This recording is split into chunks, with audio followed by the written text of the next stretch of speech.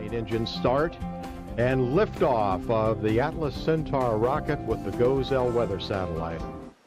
Hi y'all, welcome to my shop. What was that all about? Well, wood turning is not rocket science, but there are some fundamental knowledges you need to have if you want to be successful. Today I want to talk about an important one, and that's wood grain. So stay tuned. What is wood grain? Well, wood grain commonly refers to the fibers and textures that make up the wood, and typically they refer to the growth rings.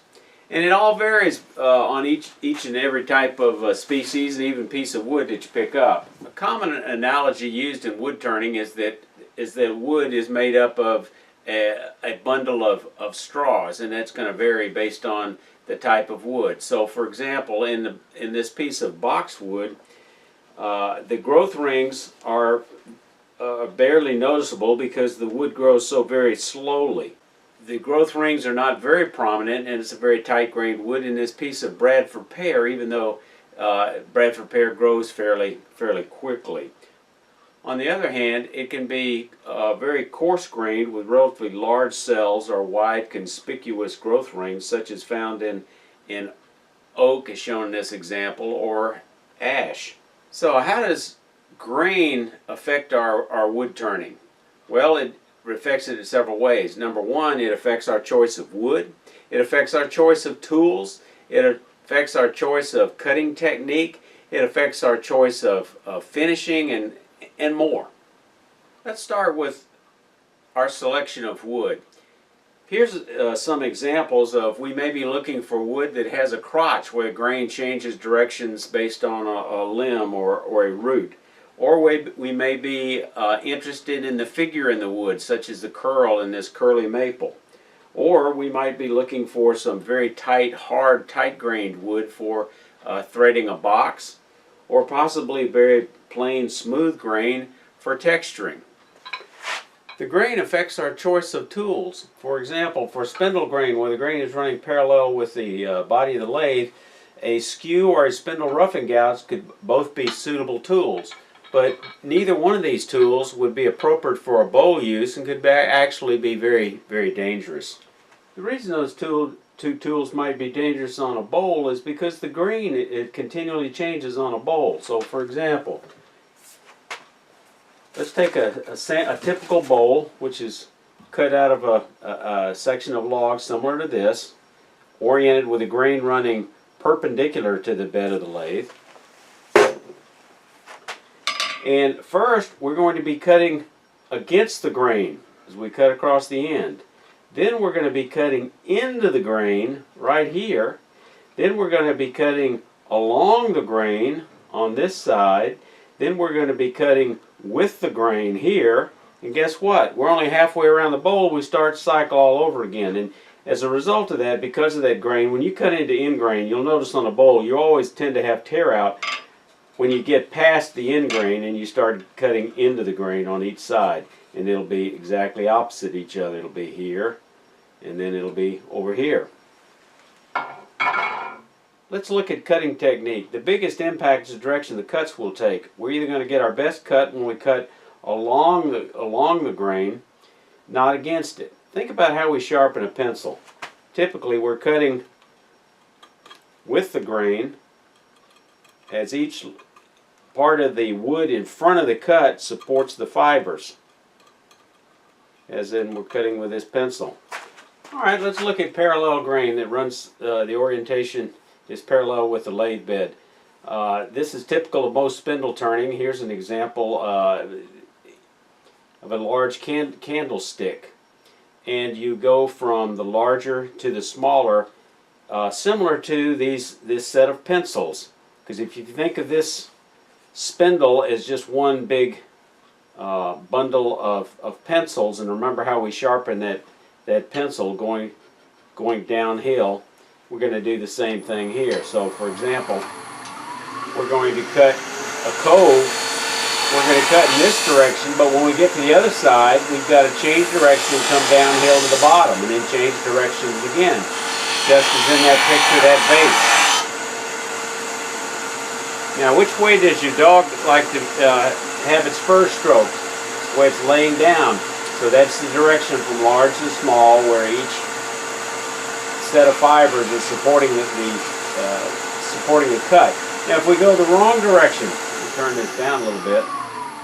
If you get to the bottom of this cove and you continue, you may be able to cut it, but you're going to have a tendency to pluck up the fibers, and you're not going to get nearly as good a cut as you would as if you cut with the supporting grain. This is a piece of parallel grain with the direction running this way, as if we were turning a box. Cutting in grain presents different challenges and certainly requires a different cutting technique than if you were cutting with the grain. Let me look at it, and in grain is much harder. Let me show you an example. If we're chainsawing a log and we want to split the log in half as shown here, we don't want to come right down into the end grain. That's a much more difficult cut. We want to turn the log on its side and cut side grain. Much easier to do. Now with a box, you're going to see we're going to cut from the inside to the outside, and when you're doing end grain hollowing, such as for a box, you tend to get more shavings.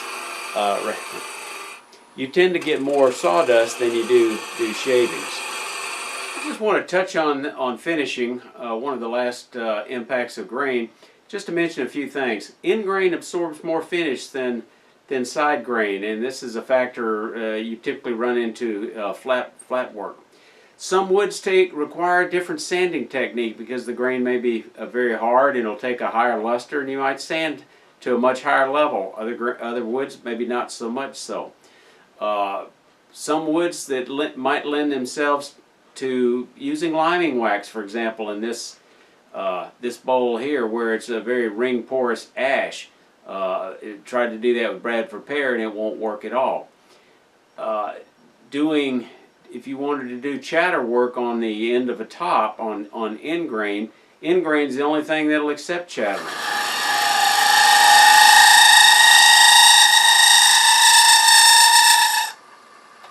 Not too shabby. If you have a highly figured piece, you might want to finish it with oil in order that the grain will pop or appear more prominent. And another consideration of grain is when you do a glue up.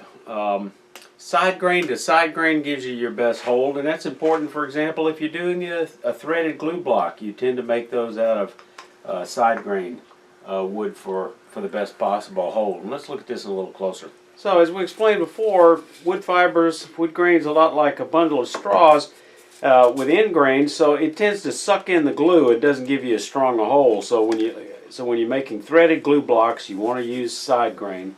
Here's some examples of how you deal with this. If you do boxes, the threaded boxes, frequently you're going to use little threaded glue blocks. So again, make your glue blocks side grain wherever possible. Now the box itself is typically going to be end grain, so you're just going to have to deal with that problem. But it'll do fine. And here's when it goes in chuck. Here's a threaded glue block. And it makes no difference whether you're using carpenter's glue, CA glue, or even when you're using double-sided Turner's tape. It all has the same issue. So one way you can deal with that, here's a couple of projects where I've run into that little card holder where you're gluing end grain into end grain, and my angel ornament, which I turn frequently, where you're doing end grain into end grain. One way to deal with that is put a little glue in there, rub it very thin, and let it suck into the grain and kind of act as a sealer. Another way to do that is you can seal surfaces with a bit of shellac and let it dry, and it'll help seal those pores so it doesn't suck down as much. So those are a couple of ways of dealing with gluing end grain. As always, your comments are welcome. If you like this video, share it, like it, subscribe. Y'all come back here.